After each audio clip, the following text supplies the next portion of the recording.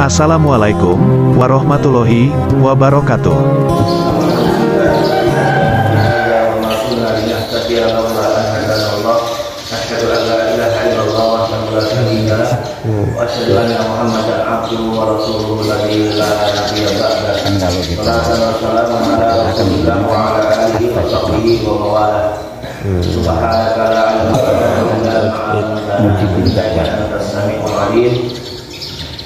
Amma ba'du, qala Allah Ta'ala fi kitabihil karim, yarfa'illahu alladziina aamanu minkum walladziina utul ilma darajat. Shadaqallahul 'azim. Wa nahnu 'ala dzalika minas syahidin. Bapak Ibu yang dirahmati Allah, terlebih Ketua Amin Pak Anu, para sepuh, para imam masjid, Ustaz Siddiq, dan yang lain-lainnya yang tidak bisa kami sebut satu persatu, yang mudah-mudahan seluruhnya dirahmati Allah Subhanahu wa Ta'ala.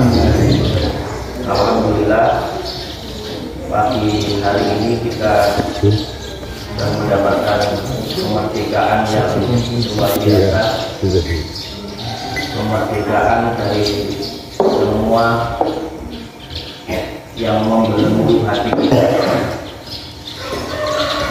Karena salah satu makna kemerdekaan itu adalah ketika kita tidak bergantung kepada selain Allah. Karena hanya Allah tempat bergantung segala sesuatu. Allah. Kalau ngaji masih bergantung kepada teh hangat, itu belum merdeka. Selingan. Besok kok ngaji nggak ada tehnya, wah, gil, Pak Bun. Itu berarti belum merdeka, karena masih bergantung kepada sesuatu selain Allah. Kepada apa saja, kepada jabatan, kepada pekerjaan, kepada anak, kepada harta, masih bergantung kepada itu, maka belum disebut merdeka yang hakiki.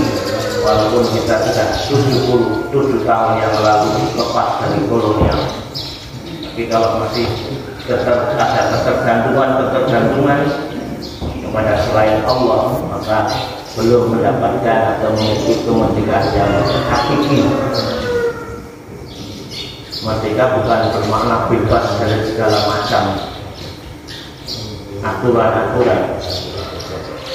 Maka hari ini kita sudah merdeka dari belenggu-belenggu godaan-godaan setan dan sebagainya. Terbukti kita bangun tidur setelah membaca doa, kemudian kita dilanjutkan sholat barangkali tadi yang bangun agak tasik sudah melaksanakan qiyamul lail atau sholat malam, kemudian dilanjutkan qobliyah dan subuh, zikir dan sebagainya adalah rangkaian dari kemerdekaan yang kita dapatkan hari ini. Mudah-mudahan rawuh dengan semuanya di majelis ini telah menjadi pemberat amal timbangan kita di hadapan Allah Subhanahu wa Ta'ala. Karena salah satu yang kita diskusikan adalah kalimat tauhid, kalimat la ilaha illallah, yang kata Rasul, kalau seandainya 7 langit 7 bumi digabung menjadi satu,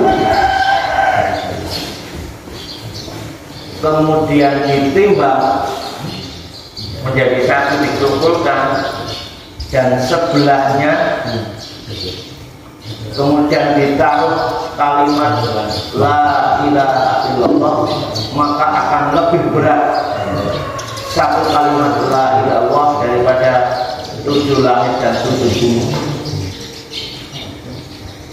Ini maka kemudian Rasulullah menyampaikan, man akhiruhu kalamihi la ilaha illallah dakhalal jannah. Barang siapa mengakhiri hidupnya dengan mengucapkan la ilaha illallah, maka akan masuk surga.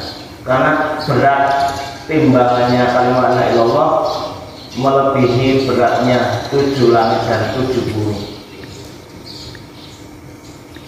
Dulu mungkin sebelum kita mempelajari, memahami, kok rasanya ringan, enteng sekali, hanya mengucapkan la ilaha illallah masuk surga. Inilah kemudian pentingnya pemahaman, pentingnya ilmu, pentingnya konsekuensi daripada ucapan kalimat la ilaha illallah itu sendiri. Di materi beberapa pekan yang lalu ada tema berjudul surutu qabuli syahadatain. La ilaha illallah miftahul jannah. La ilaha illallah, kalimat la ilaha illallah itu miftahul jannah, kuncinya surga. Tapi Bapak Ibu yang dirahmati Allah, ketahuilah setiap kunci mesti ada geriginya. Kita pun bawa kunci motor, kunci pintu mesti ada geriginya, dan setiap kunci beda-beda geriginya. Semua kunci kecuali kuncinya maling. Maling motor itu nggak ada geriginya kuncinya. Kunci teh. Tapi mesti bukanya nggak wajar, cara paksa. Wajarnya semua kunci itu ada geriginya. Maka disebutkan la ilaha illallah itu miftahul jannah, kuncinya surga. La ilaha illallah juga punya gerigi-gerigi. Kalau geriginya lepas satu saja, tidak akan berfungsi lagi kunci itu. Kunci pintu kita rusak, geriginya ada 4 atau 3. Satu portal itu copot, itu sudah tidak berfungsi. Demikian juga kalimat la ilaha illallah, geriginya itu ada 8. Kalau 1 apalagi 2, 3 itu copot, susah untuk membukanya. Disebutkan geriginya itu ya syarat diterimanya syahadatain, kalimat tauhid dan syahadat rasulnya itu harus punya gerigi. Kemarin kita sampaikan geriginya itu adalah al-ilmu al-munafilul jahil. Kita mengucapkan syahadat itu harus berdasarkan ilmu, artinya harus paham apa yang diucapkan. Tidak sekedar bersyahadat, kita kan berkali-kali syahadat. Setiap hari berapa kali saja. Setiap sholat pun kita bersyahadat. Setiap akan mengadakan acara-acara penting bersyahadat. Berjanji, bersumpah, dilantik, bahkan mau menikah, semua orang bersyahadat. Tapi ketika syahadat yang diucapkan tanpa didasari ilmu, satu sudah lepas geriginya. Maka pentingnya kemudian kita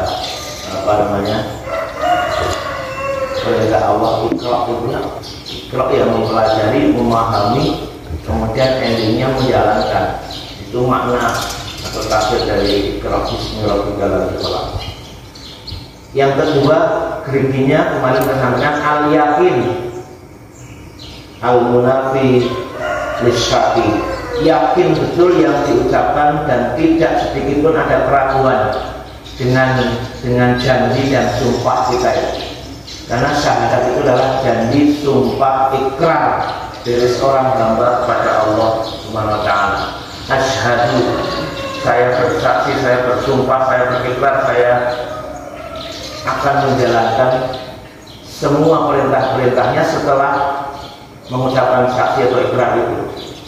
Maka harus yakin betul dengan yang diucapkan. Jangan ada sedikit pun keraguan di dalam diri kita kepada Allah SWT, kepada Rasulullah sebagai utusan Allah. Yang ketiga, ikhlas. Ikhlas betul dengan apa yang diucapkan dan konsekuensinya. Karena mengucapkan 2 kalimat syahadat itu konsekuensi logisnya berlaku. Sehingga orang-orang kafir Quraisy zaman Rasulullah itu tidak mau bersyahadat bukan karena tidak paham dengan isinya, justru mereka sangat paham dengan isi syahadat itu dan terlalu berat konsekuensinya sehingga mereka tidak bersyahadat. Semacam Abu Jahal, Abu Lahab